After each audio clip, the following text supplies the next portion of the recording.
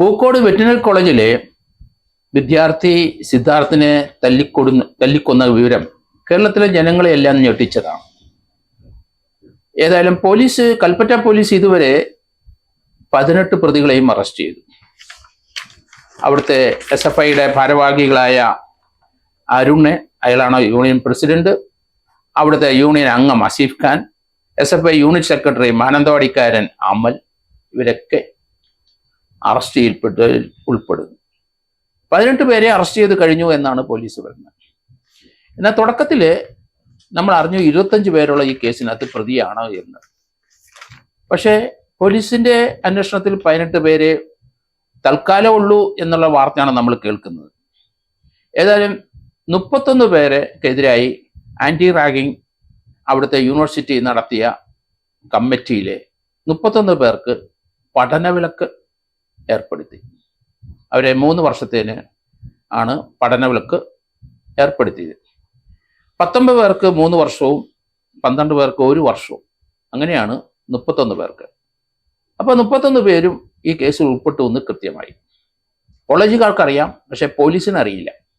Police 18 പേരിൽ നിർത്തിയിരിക്കുന്നു എന്നാണ് എനിക്ക് തോന്നുന്നത്. തീർച്ചയായിട്ടും 31 പേരിലേക്ക് വന്നേ പറ്റുള്ളൂ.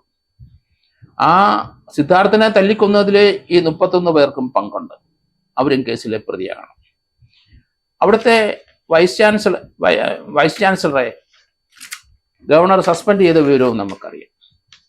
ഗവർണറുടെ നടപടി അത് ആ സർവകലാശാല നിയമം അനുസരിച്ച് 9/9 പ്രകാരം, അവരുടെ ആക്ട് പ്രകാരം, 2010 ആക്ട് പ്രകാരം ഗവർണർക്ക് വൈസ് ചാൻസലറെ സസ്പെൻഡ് ചെയ്യാനുള്ള അധികാരം കൊടുത്തിട്ടുണ്ട്.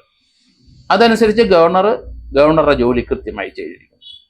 അവിടുത്തെ ഡീനും ആണ് അവിടുത്തെ ഹോസ്റ്റൽ വാർഡൻ. ആൺകുട്ടികൾക്ക് 1 ഹോസ്റ്റലും പെൺകുട്ടികൾക്ക് 2 ഹോസ്റ്റലും ഉണ്ട്. ഡീന് ആണ് വാർഡൻ. അവിടുത്തെ PD അല്ലെങ്കിൽ physical education teacher assistant warden. അവർ രണ്ടുപേരുമാണ് ഈ കുറ്റകൃത്യം സപ്രസ് ചെയ്യാൻ ശ്രമിച്ചത്. ഇതറിഞ്ഞിട്ടും ഇതൊരു ആത്മഹത്യയായിട്ട് കൺവെർട്ട് ചെയ്യാനുള്ള ശ്രമം ഇവരുടെ ഭാഗത്തു നിന്നാണ് വന്നത്. ഏതായാലും ഡീനിനെയും ആ ഫിസിക്കൽ എഡ്യൂക്കേഷൻ ടീച്ചറെയും അസിസ്റ്റന്റ് വാർഡനെയും സസ്പെൻഡ് ചെയ്യാനായിട്ട് തീരുമാനിച്ചുവെന്ന് ചിഞ്ചൂറാണി മന്ത്രിയുടെ പ്രസ്താവന കണ്ടു.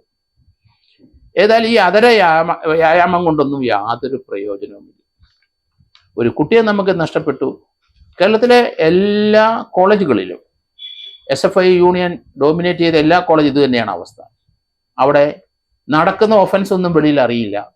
അവിടുത്തെ ഇടതുപക്ഷ അധ്യാപക സംഘടനകളും അവിടുത്തെ ഡീനും അല്ലെങ്കിൽ അവിടുത്തെ അസിസ്റ്റന്റ് വാർഡനും അവരെല്ലാം ഇത് ഒതുക്കുകയാണ്.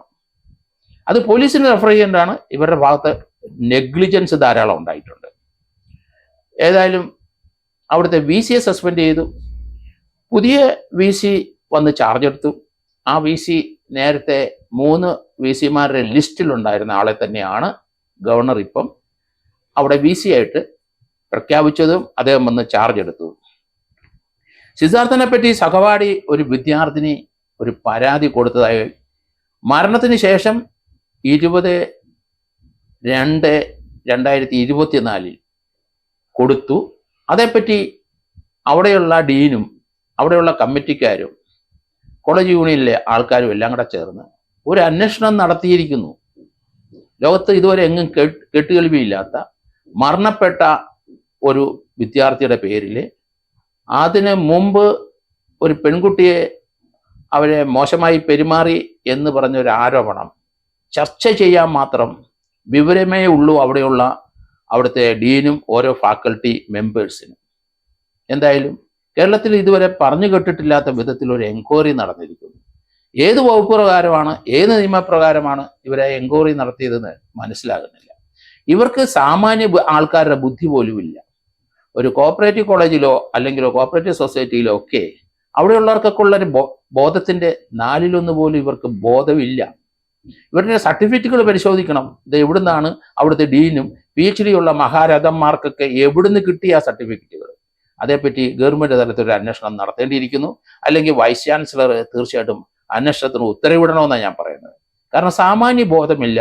ഒരു കുട്ടിയെ തല്ലിക്കൊന്ന് 18-ാം തീയതി രാത്രിയിലെ, അതിനുശേഷം 20-ാം തീയതി ഒരു പെൺകുട്ടിയുടെ പരാതി വാങ്ങിച്ചിട്ട് അതേപ്പറ്റി ഒരു അന്വേഷണം നടത്തുകയാണ് അവിടുത്തെ ബുദ്ധിജീവികൾ. ഇതിനോട് നമുക്ക് യോജിക്കാൻ പറ്റുന്നില്ല. ഇത് രാജ്യത്തിന്റെ നിയമത്തിന്റെ വിരുദ്ധമായ ഒരു പ്രവൃത്തിയാണ് അവർ ചെയ്തത്. അവർക്ക് അതുകൊണ്ട് ഈ കേസിനകത്ത്, ഈ കുട്ടിയെ തല്ലിക്കൊന്ന മർഡർ കേസിനകത്ത് അവർക്കും പങ്കുണ്ടെന്ന് അനുമാനിക്കേണ്ടിയിരിക്കുന്നു. ആ മർഡറിന്റെ വീര്യം കുറയ്ക്കാൻ ഉള്ള ഒരു ശ്രമം തന്നെയാണ് ഇവർ നടത്തിക്കൊണ്ടിരിക്കുന്നത്. അതിനൊരു പെൺകുട്ടിയുടെ സേവനം ഉപയോഗിച്ചിരിക്കുന്നു. ആ പെൺകുട്ടിയും ആ ക്ലാസ്സിലെ 5 വിദ്യാർത്ഥികളും അവരെ എത്രയും പെട്ടെന്ന് ഈ കേസിൽ പ്രതിയാക്കണം. തെളിവ് നശിപ്പിക്കാനായിട്ട് ശ്രമിക്കുന്നവരാണ് അവർ. അത് ഇന്ത്യൻ പീനൽ കോഡ് അനുസരിച്ച് കുറ്റകരമാണ് എന്ന് നമ്മൾ കരുതിക്കോണം.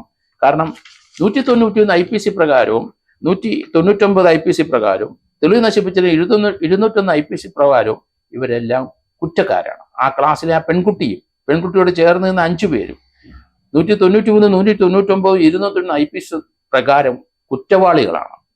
അതുപോലെ അവരോട് സഹകരിച്ച് നിന്ന് ഇതേപ്പറ്റി ഒരു അന്വേഷണം നടത്തിയ ആ കമ്മിറ്റിയിൽ എത്ര പേരുണ്ടോ അവരെ ഈ വകുപ്പ് പ്രകാരം പ്രതി ചേർക്കേണ്ടിയിരിക്കുന്നു. അതുകൊണ്ട് പോലീസ് ഇതെല്ലാം മനസ്സിലാക്കി വേണം മുന്നോട്ട് പോകാൻ. പോലീസിന് ഇപ്പം സംശയമുള്ളതായിട്ട് എനിക്ക് തോന്നുന്നു ഇതൊരു 302 തന്നെയാണോ. ആ കുട്ടിയുടെ കഴുത്തിലെ കയറ് മുറുക്കി, അല്ലെങ്കിൽ പ്ലാസ്റ്റിക് വയർ മുറുക്കി അതിനെ ശ്വാസം മുട്ടിച്ച് കൊന്നു. പോസ്റ്റ്മോർട്ടം റിപ്പോർട്ടിൽ അത് തന്നെ കണ്ടത്. പക്ഷേ ആ കയറ് അല്ലെങ്കിൽ ആ പ്ലാസ്റ്റിക് വയർ പോലീസ് ഇന്നലെ 1-ാം പ്രതി സിൻജോയുടെ കയ്യിൽ നിന്ന് മുറിയിൽ നിന്ന് കണ്ടെടുക്കുകയും ചെയ്തിരിക്കുന്നു. അതൊരു വൈറ്റൽ എവിഡൻസ് ആണ് ഈ കേസിലേക്ക്. ആ പ്ലാസ്റ്റിക് വയറിന് സമാനമായ രീതിയിലൊരു ഇഞ്ചുറി ആണോ കഴുത്തിലുണ്ടായത് എന്ന് പോസ്റ്റ്മോർട്ടം ചെയ്ത ഡോക്ടറെ അടുത്ത് നോക്കേണ്ടി വരും. ആ സമയത്ത് ഈ പ്ലാസ്റ്റിക് വയർ കൊണ്ടുപോയി പോസ്റ്റ്മോർട്ടം ചെയ്ത ഡോക്ടറെ കാണിക്കുകയും വേണം. കാണിച്ചു വേണം ചോദ്യം ചെയ്യാൻ. അതുകൊണ്ടാണ് ഞാൻ പറയുന്നത് ഫോറൻസിക് പോസ്റ്റ്മോർട്ടം നടത്തിയ ഡോക്ടറും ഒരു കമ്മിറ്റിക്കാരും കൂടെ കൂടിയിട്ട് ഈ പോസ്റ്റ്മോർട്ടം റിപ്പോർട്ടിലെ മുറിവുകളെല്ലാം വിശകലനം ചെയ്യണം. 2-3 ദിവസം പഴക്കം ഉള്ളതാണ്. 1.5 സെന്റിമീറ്റർ വരെ ആഴത്തിലുള്ള മുറിവുകളുണ്ട്. ആ കഴുത്തിലെ പിന്നിലെ ഒരു മുറിവ്, തലയോട് ചേർന്നുള്ള മുറിവ്, നെഞ്ചിലെ ചവിട്ടിയ മുറിവുകൾ, ഇതൊക്കെ ഏറ്റവും ഒരാൾക്ക് ഒരിക്കലും ഒരു തൂങ്ങി മരണത്തിലേക്ക് പോകാൻ കഴിയില്ല. അവിടെയാണ് ഈ കേസിന്റെ വഴിത്തിരിവ്. പോലീസിലെ ഉദ്യോഗസ്ഥർക്ക് അത് മനസ്സിലാകണം. ഡീനും അവിടുത്തെ അസിസ്റ്റന്റ് വാർഡറും അവിടുത്തെ കമ്മിറ്റി മെമ്പേഴ്സും ഇടതുപക്ഷ സംഘടനാ നേതാക്കന്മാരും എല്ലാം ഈ കേസിന്റെ വീര്യം കുറയ്ക്കാൻ വേണ്ടി ശ്രമിച്ചുകൊണ്ടിരിക്കുന്ന കാഴ്ച ആണ് നാം കാണുന്നത്. അവരെല്ലാം എത്ര പേരുണ്ടെങ്കിലും ശരി അവരെല്ലാം അറസ്റ്റിലേക്ക് ഉൾപ്പെടുത്തണമെന്നാണ് ഞാൻ പറയുന്നത്. അതുകൊണ്ട് അതിന് തയ്യാറല്ല കൽപ്പറ്റ DYSP എങ്കിൽ തീർച്ചയായിട്ടും അന്വേഷണം അവിടുന്ന് മാറ്റണം. അത് സ്റ്റേറ്റ് ക്രൈം ബ്രാഞ്ചിലേക്ക് വിടണമെന്ന് ഞാൻ പറയുന്നതിന്റെ ഉദ്ദേശം അതാണ്. അതുകൊണ്ട് ഈ കേസിന്റെ അന്വേഷണം നേർവഴിക്ക് പോകണം. 18 പ്രതികളെയും അറസ്റ്റ് ചെയ്ത് കഴിഞ്ഞു എന്നൊരു വാർത്ത വന്നുകൊണ്ടിരിക്കുന്നു. പോരാ, 31 പ്രതിയിലേക്ക് പോകണം, ഡിയിലേക്ക് പോകണം, അവിടുത്തെ അസിസ്റ്റന്റ് വാർഡിലേക്ക് പോകണം. ഇടതുപക്ഷ സംഘടനയുടെ നേതൃത്വത്തിലുള്ള ആൾക്കാരാണ് ആ ഹോസ്റ്റലിൽ, പെൺകുട്ടികളുടെ ഹോസ്റ്റലിന്റെ ആൺകുട്ടികളുടെ ഹോസ്റ്റലിലെ ചാർജ്. അവിടെയാണ് ഈ മർദ്ദനം നടന്നിരിക്കുന്നത്. അവിടെ വെച്ചാണ് 2-3 ദിവസം കൊണ്ട് ഈ കുട്ടിയെ തല്ലിക്കൊല്ലാനായിട്ടുള്ള പ്രഹരമേൽപ്പിച്ചിരിക്കുന്നത്. അതുകൊണ്ട് അവരെ ഒന്നും വിട്ടുകൂടാ. ഈ ഒരു കേസിനകത്ത് 10, 60, 70ഓളം പേര് പ്രതികളായാലും അതിശയിക്കാനില്ല. കാര്യങ്ങൾ അങ്ങനെ നീങ്ങാനായിട്ട് പോലീസ് തയ്യാറാകണം. കാരണം കേരളത്തിലെ എല്ലാ കോളേജുകളിലും സ്കൂളുകൾ വരെ ഈ രീതിയിലുള്ള അന്തരീക്ഷമാണ് നിലനിൽക്കുന്നത്. അതുകൊണ്ട് ഈ കേസ് കൃത്യമായി അന്വേഷണം നടത്തി ഇതിനകത്ത് ഉൾപ്പെട്ടിരിക്കുന്നവരും കൊല്ലാൻ കൂടിയില്ലെങ്കിലും കൂട്ടുനിന്ന വണ്ടുണ്ടിക്കകത്ത് വരുന്ന എല്ലാവരെയും 10-60 പേരുണ്ടെങ്കിലും അവരെ പ്രതി ചേർക്കാൻ മടിക്കരുത് എന്നാണ് എൻ്റെ അഭ്യർത്ഥന.